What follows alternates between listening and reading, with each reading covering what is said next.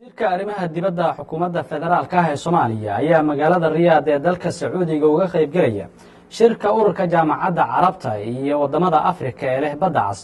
warbixinta waxaa noo soo diray wariyaheenna Cali Jaamac Cilmi Cali Koos. shirka ururka wadamada Carabta iyo Afrika oo la leh xeebaha badda cas iyo khaliijka Cadan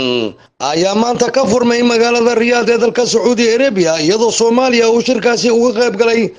wafdi uu hogaaminayo wasiirka arrimaha dibadda ee dowladda federaalka ee Soomaaliya mudane Axmed Ciise Cawad oo ay ku eeleeyeen siyaha safaaradda Soomaaliya ay ku leedahay dalka boqortooyada Sacuudi Arabia mudane Salim Maxuu Xaaji iyo xogeynta safaaradda mudane Cabdullaahi Macallin. haddaba shirkaasi oo ay martigelisay boqortooyada Sacuudi Arabia waxaa dalalka ku bahoobay ururkaasi ay kala yihiin Soomaaliya, Sacuudi Arabia, Djibouti, Masar, Urdun, Suudaan, Yemen iyo Eritrea iyadoo intii uu socday shirkaasi si weyn looga hadli doono sidii loo xoojin lahaa iskaashiga wadamadaasi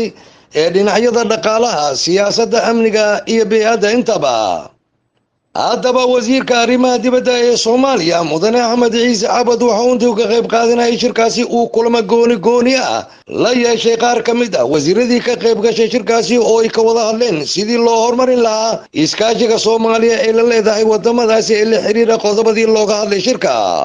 علي جامع علمي على كوس ورباهن تقرأ الصومالي SNTV سعودي أرابيا.